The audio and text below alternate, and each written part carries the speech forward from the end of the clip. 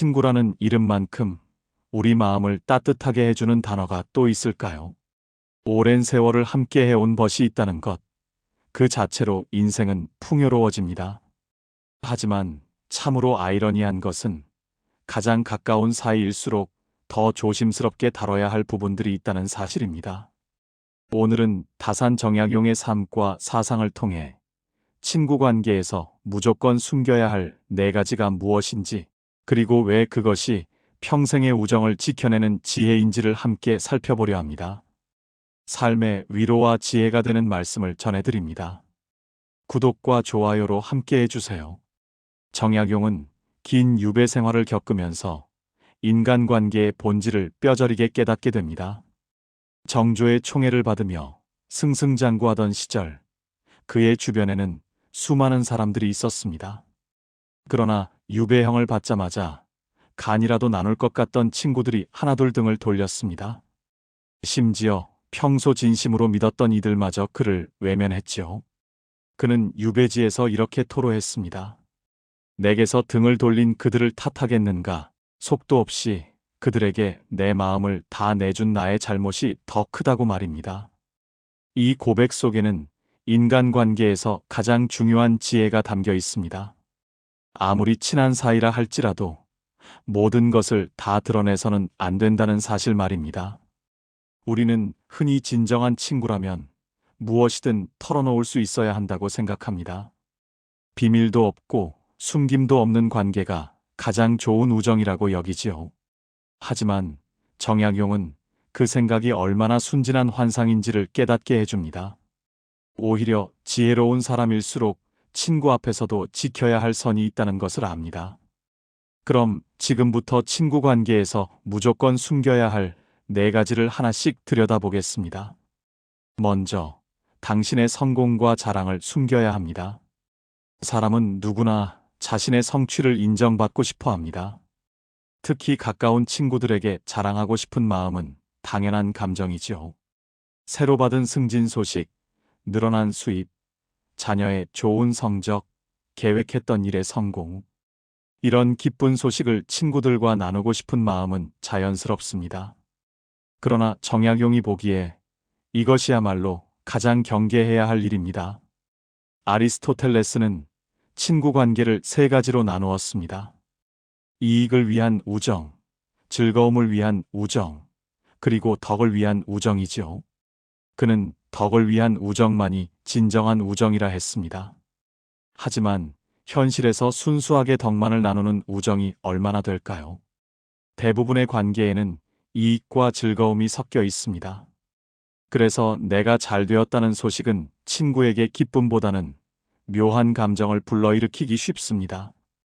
처음에는 축하해 주는 것 같지만 마음 한편에는 비교와 질투가 싹트기 마련입니다. 쇼펜하우어는 말했습니다. 타인의 불행을 보고 느끼는 기쁨은 인간의 가장 자연스러운 감정이라고 말입니다. 그렇다면 반대로 타인의 성공을 보고 느끼는 불편함 역시 자연스러운 감정일 것입니다. 정약용도 잘 나갈 때는 주변에 사람이 넘쳐났지만 유배를 가자 모두가 떠났습니다. 그러니 당신의 성공은 조용히 간직하십시오. 친구 앞에서 겸손하게 처신하고 평범하게 살아가는 것처럼 보이는 것이 우정을 오래 지키는 방법입니다. 두 번째로, 당신의 야망과 계획을 숨겨야 합니다. 큰 꿈을 품고 있거나 중요한 계획을 세우고 있을 때 믿을 만한 친구에게 이야기하고 싶은 마음이 듭니다. 조언도 듣고 응원도 받고 싶기 때문이지요. 하지만 이것은 매우 위험한 일입니다. 당신의 야망을 알게 된 친구는 여러 가지 반응을 보일 수 있습니다. 어떤 이는 진심으로 응원하겠지만 어떤 이는 현실성이 없다며 부정적인 말을 쏟아낼 것입니다. 또 어떤 이는 겉으로는 응원하는 척하면서 뒤에서 당신의 계획을 방해하거나 더 나쁜 경우에는 당신의 아이디어를 빼앗아 먼저 실행에 옮길 수도 있습니다.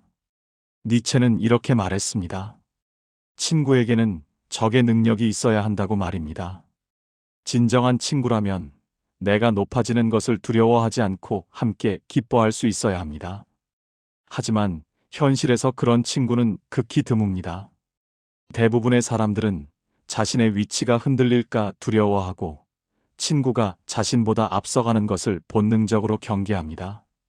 정약용은 실학을 연구하고 개혁을 꿈꾸며 수많은 저술을 남겼지만 그의 계획을 미리 알았던 이들 중 많은 수가 그를 견제하고 방해했습니다.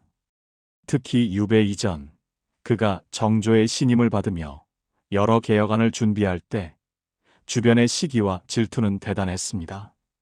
그의 계획을 알고 있던 일부 사람들은 뒤에서 모략을 꾸몄고 결국 그것이 유배의 한 원인이 되기도 했습니다.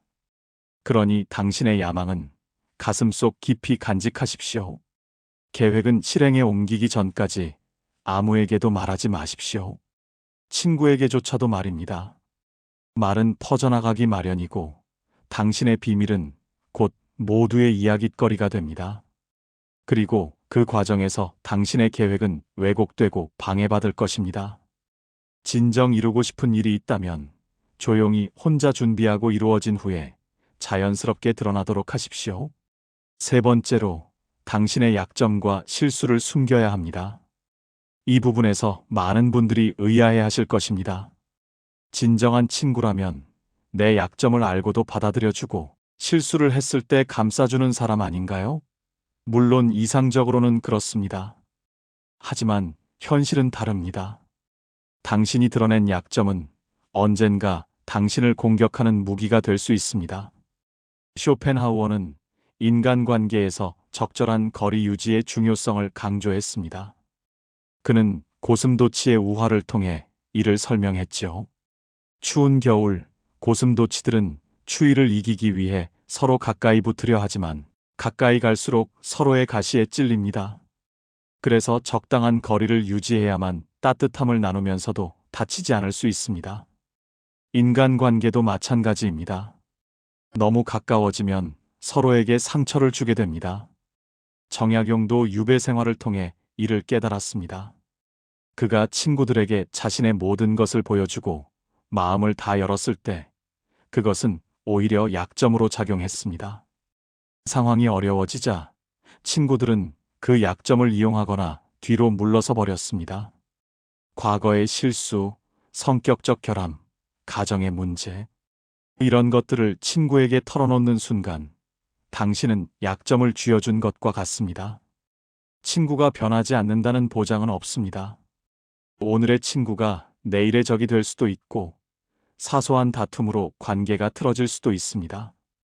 그때 당신이 털어놓았던 비밀은 당신을 공격하는 칼이 됩니다. 네 번째로, 당신의 선의와 호의를 숨겨야 합니다. 친구를 도와주고 싶은 마음은 아름다운 감정입니다. 하지만 그 선의를 너무 크게 드러내면 오히려 관계가 틀어집니다. 은혜는 갚아야 할 빚이 되고 친구는 그 빚에 짓눌려 불편함을 느끼게 됩니다. 정약용도 유배지에서 많은 이들을 도와주었지만 그것을 절대 입에 담지 않았습니다. 마치 아무것도 해주지 않은 것처럼 행동했지요. 그렇게 해야만 상대방이 부담을 느끼지 않고 관계가 편안하게 유지될 수 있다는 것을 알았기 때문입니다. 친구에게 돈을 빌려주었다면 빌려준 사실을 잊으십시오. 도움을 주었다면 그것을 다시는 언급하지 마십시오. 당신의 선의는 조용히 베풀고 조용히 간직하십시오. 그래야만 친구는 당신 곁에 편안하게 머물 수 있습니다. 니체는 말했습니다. 받는 것에 부끄러움을 느끼지 않는 자는 친구가 될 수 없다고 말입니다. 진정한 친구 관계는 주고받음이 자연스럽게 균형을 이룰 때 유지됩니다. 한쪽이 일방적으로 베풀면 그 관계는 오래가지 못합니다. 이 네 가지를 숨기는 것이 왜 중요할까요? 그것은 친구 관계의 본질이 평등함에 있기 때문입니다. 친구는 위아래가 없는 관계입니다.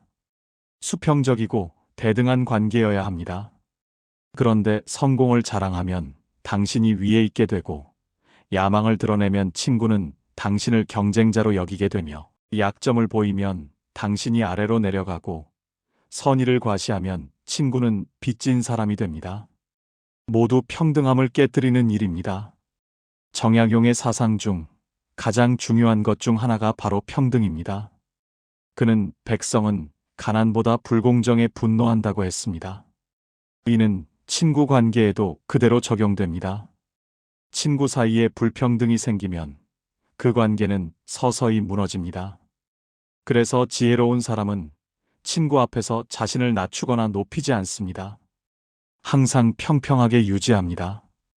여러분도 떠올려 보십시오. 오랫동안 유지되어 온 우정은 어떤 관계였는지를 말입니다.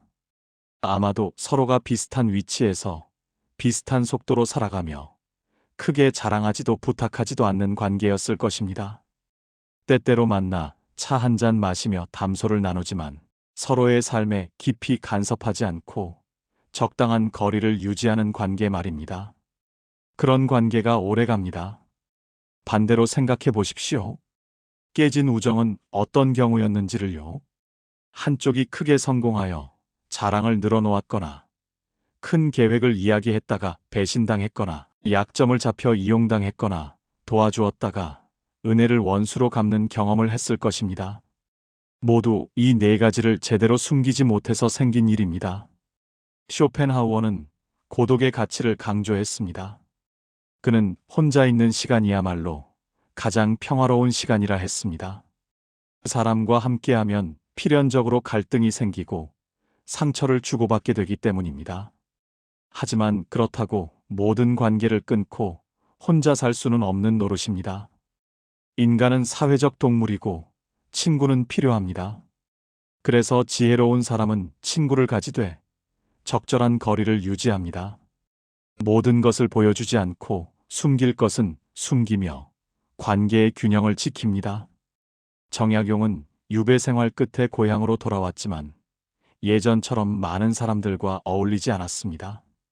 소수의 진정한 친구, 제자들과만 조용히 교류했습니다. 그는 인간관계의 본질을 깨달았기 때문입니다. 많은 친구보다 진정한 친구 한둘이 낫고 모든 것을 나누는 관계보다 적절한 거리를 유지하는 관계가 오래간다는 것을 말입니다. 나이가 들수록 우리는 자연스럽게 이를 깨닫게 됩니다. 젊었을 때는 무엇이든 나누고 싶고 친구에게 모든 것을 보여주고 싶습니다. 하지만 세월이 흐르고 배신도 겪고 상처도 받다 보면 숨겨야 할 것과 보여줘야 할 것을 구분하게 됩니다. 이것이 성숙입니다. 이것이 지혜입니다. 그렇다면 친구에게 무엇을 보여주어야 할까요? 당신의 진심, 당신의 따뜻함, 당신의 유머, 당신의 관심. 이런 것들은 숨기지 마십시오. 친구가 힘들 때 함께 슬퍼하고, 기쁠 때 진심으로 축하하고, 필요할 때 조용히 곁에 있어 주십시오. 하지만 당신의 성공, 야망, 약점, 선의는 조용히 가슴에 담아 두십시오. 그것이 바로 평생 친구로 남을 수 있는 비결입니다. 아리스토텔레스가 말했듯이 친구는 또 다른 나 자신입니다. 하지만 아무리 나 자신 같은 친구라 해도 완전히 똑같은 사람은 아닙니다. 각자의 삶이 있고 각자의 이해관계가 있으며 각자의 한계가 있습니다. 그것을 인정하고 적절한 선을 지키며 존중하는 것이 성숙한 우정입니다. 니체는 이렇게 말했습니다. 친구여, 고독 속의 피난처가 되라. 하지만 한 은신처가 되어서는 안 된다고 말입니다. 친구는 서로에게 위로가 되어야 하지만 서로를 완전히 숨길 수 있는 곳이 되어서는 안 됩니다.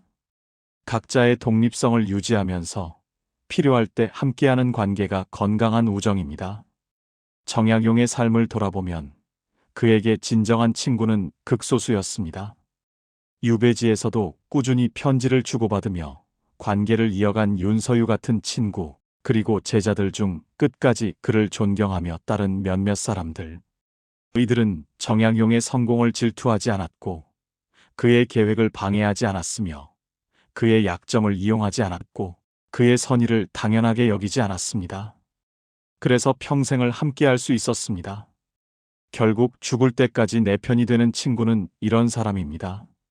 당신이 성공해도 질투하지 않고 진심으로 기뻐해 주는 사람, 당신의 야망을 응원하되 방해하지 않는 사람, 당신의 약점을 알아도 이용하지 않는 사람, 당신의 선의를 고마워하되 당연하게 여기지 않는 사람. 하지만 이런 친구를 만나는 것만큼이나 중요한 것은 당신 스스로가 그런 사람이 되는 것입니다.